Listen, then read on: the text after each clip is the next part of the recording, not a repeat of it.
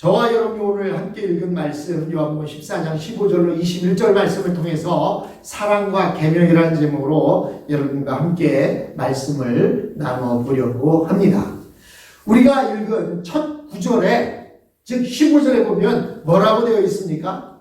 너희가 나를 사랑하면 나의 계명을 지킬 것이다.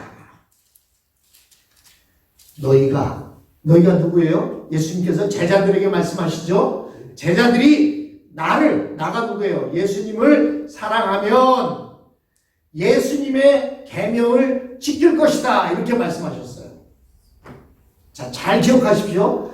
너희가 나를 사랑하면, 사랑이 앞에 나왔죠? 그리고 나의 계명을 지킬 것이다. 계명이 뒤에 나왔습니다. 근데 여러분 21절을 한 번 더 보시기 바랍니다. 21절에 보면 내 계명을 받아서 지키는 사람은 나를 사랑하는 사람이다. 15절에서는 뭐라고 말했어요? 너희가 나를 사랑하면 내 계명을 지킬 것이다. 근데 21절에서는 내 계명을 받아서 지키는 사람은 나를 사랑하는 사람이다. 자, 요거는 지금 세 번역인데요. 개역개정에서는 21절을 이렇게 써놨어요. 나의 계명을 지키는 자라야 나를 사랑하는 자니. 자, 너희가 나를 사랑하면 내 계명을 지킬 것이다.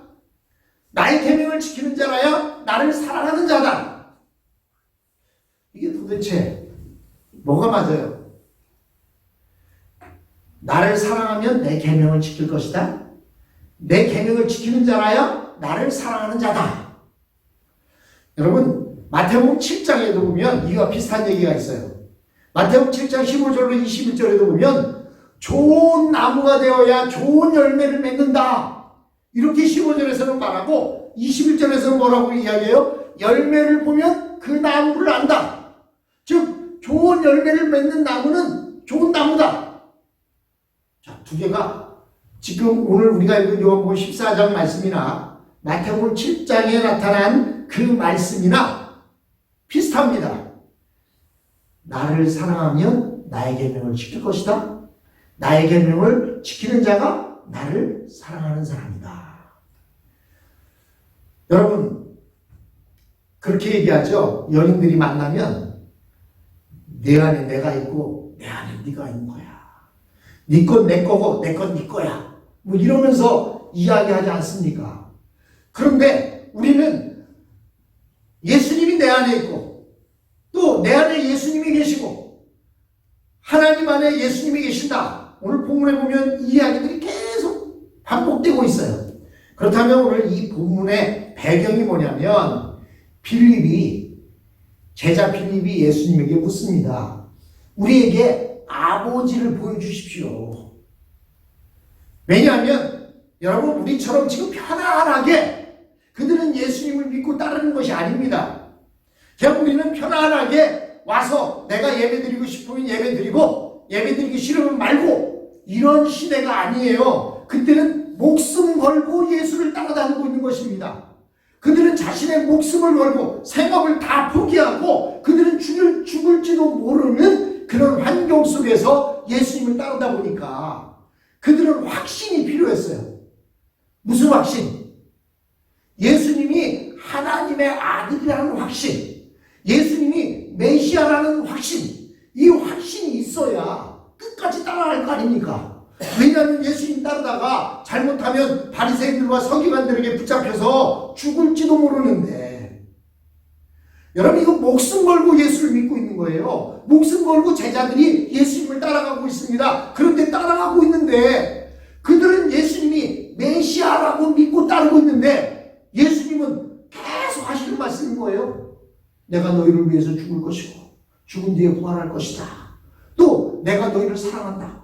그들은 예수님이 앞장서서 follow me 하면서 나를 따르라 하면 자기네들이 칼과 창과 도끼나 쇠사랑을 들고 예수님을 쫓아서 이 이스라엘을 해방시킬 사람으로 알고 따르고 있는데 예수님은 너무나 나약한 겁니다.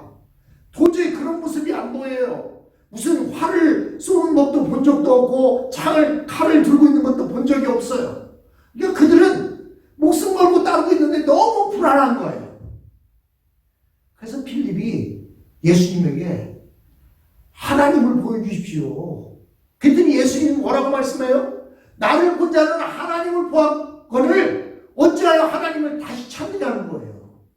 나를 본 자는 이미 하나님 아버지를 보았는데 왜 다시 찾느냐, 이런 말씀을 하시면서 이렇게 15절부터 이야기를 하고 있는 겁니다. 너희가 나를 사랑하면 나의 계명을 지킬 것이다. 자, 예수님을 사랑하면, 이 예수님을 사랑한다고 하는 것은 여러분 어떻게 보면 추상적일 수 있어요. 너 나 사랑해? 왜 사랑해? 말로는 사랑한다고 말할 수 있는데 진짜 사랑하는지 어떻게 알아요? 정말로 사랑한다면 그 사람이 원하는 대로 할 것이고 상대방이 원하는 대로 따라줄 것이고 자기도 모르게 자기 사랑하는 애인이 나는 단발머리가 좋아. 나는 단발머리 한 여자가 좋더라. 그냥 지나가면서 그 한마디를 했는데 그 여자가 머리를 길게 기르고 있었는데 그 다음 만날 때 만나보니까 머리를 딱쭉 잘리고 장발머리를 하고 온 거예요. 왜 그랬을까요? 그 여자가 그 남자를 사랑하다 보니까 남자가 좋아하는 거를 하고 싶은 거예요. 그래서 자기가 애주준지 길렀던 머리를 짤뚝 자르고 그 다음 나온 겁니다. 왜? 내가 사랑하는 사람이 단발머리가 좋다니까. 여러분, 예수님께서 너희가 나를 사랑하면 나의 계명을 지켜야 한다. 즉 사랑한다면 실천이 있어야 된다는 거예요. 그 실천이 뭐예요? 계명을 지키는 것이라는 것입니다. 여러분, 사랑한다고 말하면서 그 사랑하는 사람한테 뭐 선물 하나 주지도 않고 맛있는 거 사주지도 않고 입으로만 사랑한다고 하고 눈은 딴 데가 있고 그럼 그게 사랑하는 겁니까? 너희가 나를 사랑하면 나의 계명을 지켜야 한다. 즉 이 두 구절에서 우리가 뽑을 수 있는 두 가지 단어가 있는데, 키워드가 있는데 그게 뭐예요? 사랑과 계명입니다. 15절에서는 사랑을 조건절로 내세워 놓고 나중에 계명이 나오고 있고, 21절에서는 계명이 먼저 나오고 사랑이 이어서 나오고 있습니다. 여러분은 사랑과 계명에서 어느 쪽이 먼저라고 생각하십니까? 사랑의 능력이 있어야만 계명을 실천할 수 있는지, 아니면 계명을 실천하는 실천하는 것이 사랑의 능력인지, 무엇이 먼저냐 이겁니다. 사랑이 먼저일까요? 계명이 먼저일까요? 이런 질문은 단순히 이론적인 것이 아니라 우리 실제 삶에 직접 관계되어집니다. 우리 기독교인 중에서 믿음은 좋은데, 즉 하나님을 뜨겁게 사랑하는데 실제 그의 삶은 시원치 않은 사람들이 제법 많습니다. 교회 와서는 거룩하고 교회 와서는 아주 열심으로 신앙생활하고 열심히 섬기고 봉사하는데 사회에 나가서 살아가는 것을 보면 그의 삶은 시원치 않아요. 게으르고 나태하고 또 열심히 하지도 않는 것 같습니다. 이런 사람들도 있어요.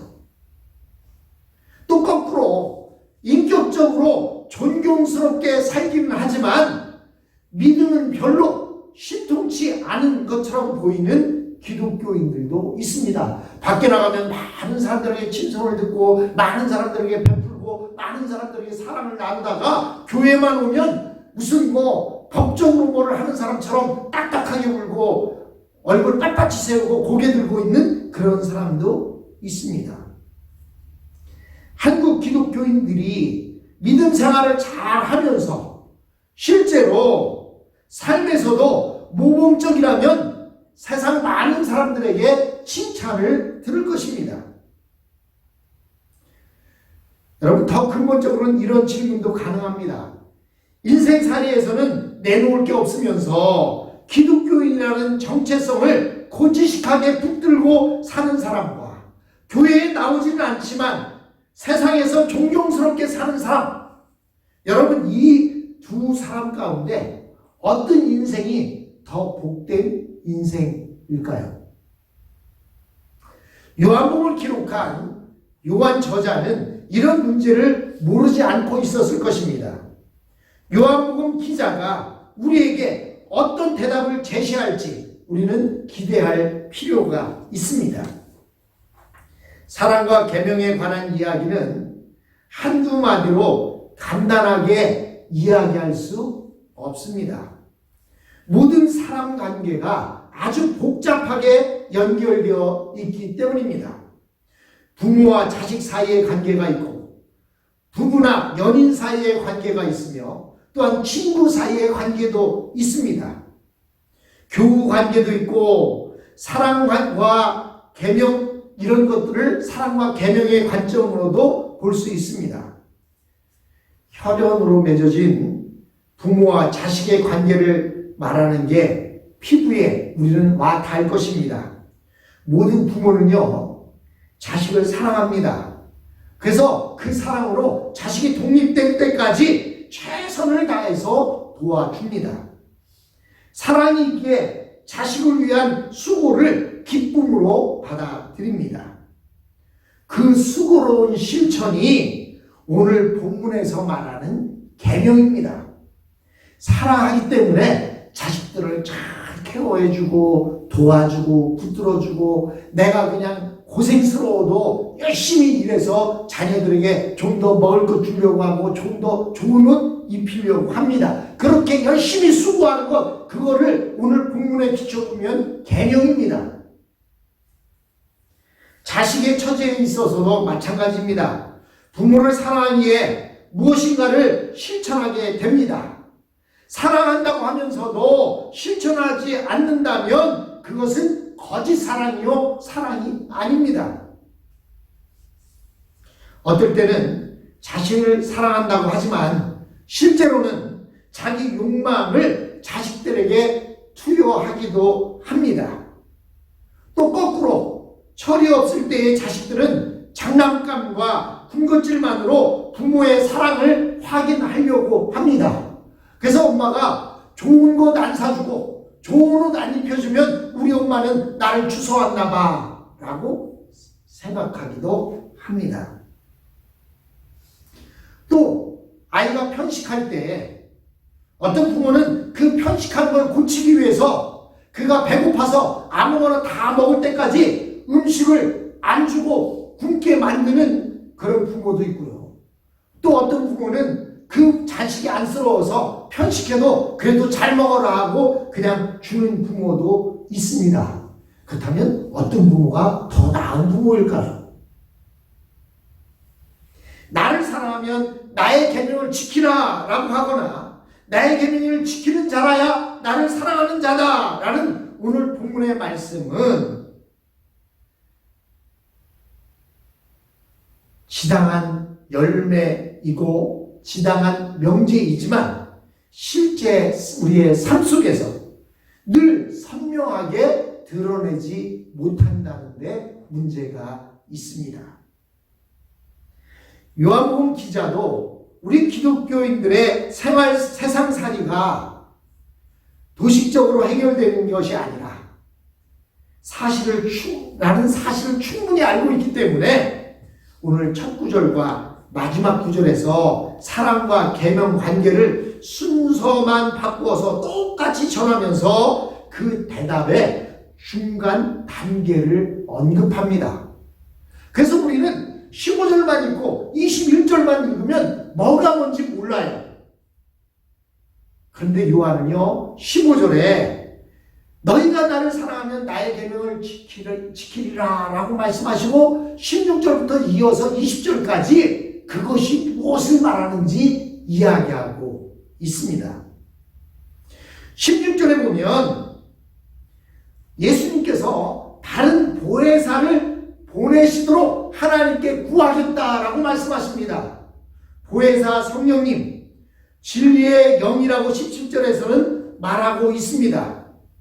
또 도움으로, 즉 성령의 도움으로 사랑과 계명의 관계 안에서 살아갈 수 있다라고 말하는 것입니다. 우리의 힘으로는 할 수 없지만 보혜사 성령님께서 우리와 함께 하심으로 인하여 사랑과 계명을 지킬 수 있도록 해 주실 것이라는 것입니다. 그리고 20절에 이렇게 말합니다.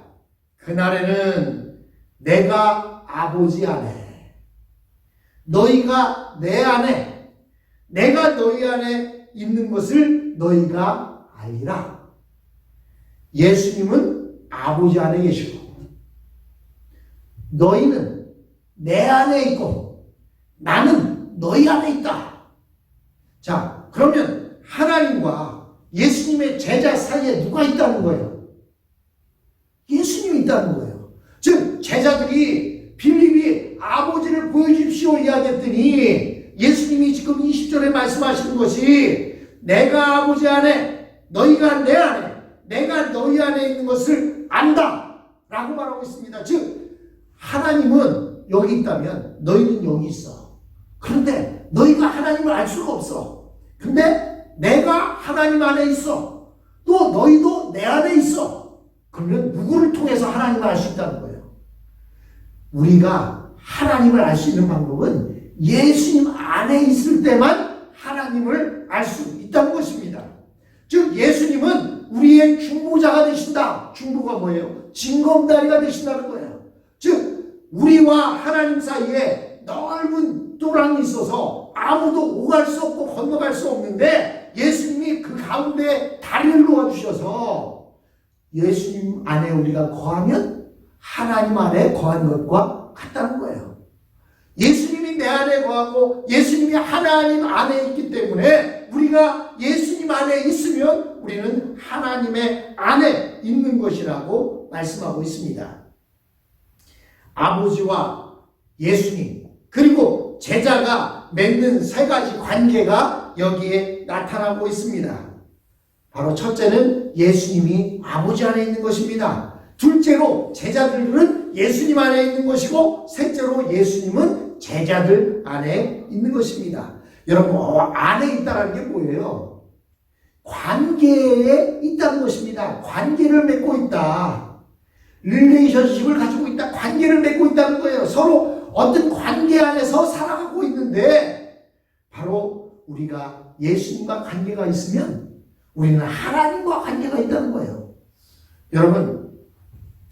여러분들은 잘 안 하지만 인터넷 세상에 가면 페이스북이라는 그 인터넷 사이트가 있어요.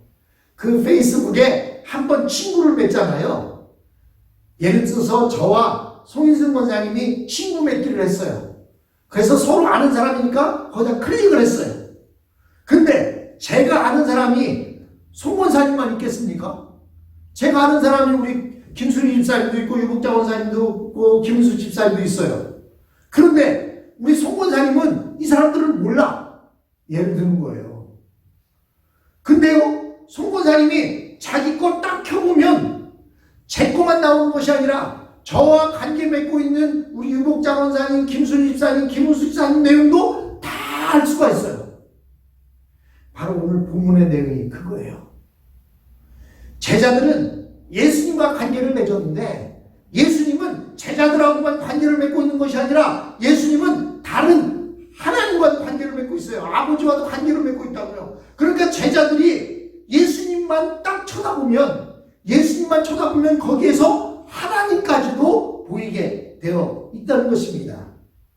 제자들이 예수님과 연합했다라고 하는 것은 예수님의 가르침과 예수님의 그 말씀을 따라 살아가게 될 때 우리는 예수님과 연합했다라고 말하는 것입니다. 그래서 예수님께서 계명을 지키라고 말씀하시는 것은 예수님의 뜻을 따라 살아가게 되면 바로 하나님 안에 있는 것이라는 거예요. 빌립이 하나님을 보여주십시오. 여러분들 하나님 본 분 있습니까? 우리는 하나님을 본 사람이 없어요. 그런데 우리가 하나님을 어떻게 알아요? 예수님을 알기 때문에 하나님을 아는 거예요. 어떤 사람이 그렇게 얘기하더라고요.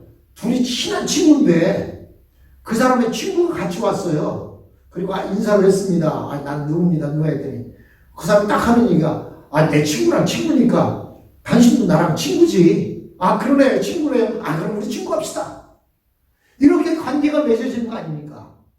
바로 하나님 안에 예수님이 계시고 예수님 안에 우리가 있다 보니까 우리는 하나님 안에 있게 되는 것입니다.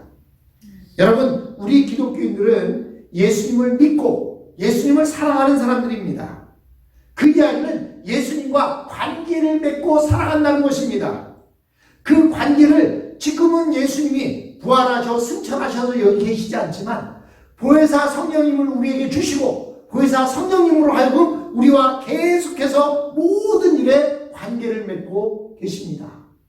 1년 12달 365일 하루 24시간 내내 졸지도 아니하시고 주무시지도 아니하시는 그 분께서 눈동자처럼 우리를 살펴보고 계십니다.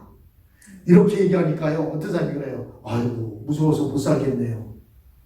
1년 12달 24시간 줄지도 아니하시고 주무시지도 아니하시면서 24시간 나를 감시한다는 얘기입니까? 아니에요. 암탉이 병아리를 품듯이 그렇게 품어 주신다는 말씀입니다. 우리를 감시하고 우리가 그릇된 일로 가면 때리려고 회초리 들고 기다리시는 분이 아니라 사랑으로 감싸서 끌어안으려고 하는 것입니다. 여러분, 옛날에는 한국의 집집마다 집에서 닭을 키웠어요. 그럼 닭이 알을 낳으면 그 알 중에 일부는 먹고 일부는 모았다가 암탉이 알을 품게 만듭니다. 그러면 21일이 지나면 그 알을 깨고 그것은 병아리가 나와요. 그러면요, 암탉이 다닌 데마다 병아리들이 빽빽 하면서 졸졸 쫓아다닙니다. 그리고 어미가 먹이를 발견하면 어떻게 해요? 우구우구 하면은 병아리들이 어디서 왔는지 그냥 암탉 옆으로 몰려듭니다.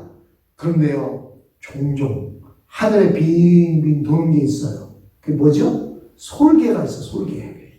솔개가 하늘을 빙빙 돌다가 뭔가 먹이를 발견하면 아래로 숭살같이 팍 내리꽂습니다. 그래서 딱 채가면요, 고양이도 채가고 개도 채갈 정도로 그렇게 힘이 좋습니다. 그런데요, 이 짐승의 세계에도 어떤 법도가 있어요. 솔개가 하늘을 붕 날르고 있을 때 암탉이 병아리를 모아서 품 안에 딱 품으면 그 솔개는 그 암탉을 잡아가지 않습니다. 암탉이 병아리 없이 혼자 있을 때는 배가 고픈 솔개가 닭도 채가긴 하지만 닭이 새끼를 품고 있을 때는요, 절대로 솔개가 닭을 채가지 않는답니다. 이렇게 짐승의 세계에서도 법이 있어요. 그래서 성경에서 말하고 있는 것은 암탉이 병아리를 품듯이 우리를 품어주신다 이 말씀이에요. 하나님이 우리를 품어주시면 절대 어느 것도 우리를 해하지 못한다는 것입니다. 눈동자처럼 우리를 지켜보신다는 것은 무슨 네가 죄를 짓나 안 짓나 도로가에서 숨어서 차 안에서 속도를 과속을 하고 있나 안 하고 있나 그거를 쳐다보고 있는 경찰관처럼 쳐다보고 있는 것이 아니라 사랑의 마음으로 우리를 안쓰러운 마음으로 24시간 졸지도 주무시도 않으면서 우리를 지켜보고 계신다는 것입니다. 그러므로 우리는 이 땅을 살아가는 데 있어서 사랑과 계명 어떤 것이 맞냐 이게 아니에요. 사랑과 계명은 함께 가는 것입니다. 우리가 사랑하면 사랑의 실천이 따르듯이 그렇게 가는 거예요. 그래서 야고보는 행함이 없는 믿음은 죽은 믿음이다 라고 말하는 것은 믿음이 있다면 우리는 믿음으로 말미암아 구원을 얻지 행함으로 구원을 얻지는 않습니다. 이 말은 믿음만 있으면 당연히 행하게 되어 있다는 거예요. 즉 사랑과 계명은 별개의 것이 아니라 또 따로 떨어뜨려 놓고 생각할 수 있는 것이 아니라 예수님을 사랑한다면 당연히 예수님의 말씀을 지키고 실천하며 사는 것이고 예수님의 말씀을 지키며 실천하며 살아가는 사람은 예수님을 사랑하는 사람인 것입니다. 그러므로 우리가 닭이 먼저냐 알이 먼저냐 싸울 필요가 없다는 거예요. 네? 두 개는 다 필요한 겁니다. 우리가 예수님을 사랑하는 만큼 예수님의 말씀과 예수님의 계명을 지키며 살아야 합니다. 또한 예수님의 말씀과 계명을 지키며 사는 사람은 예수님을 사랑하는 사람인 것입니다. 같이 기도합니다.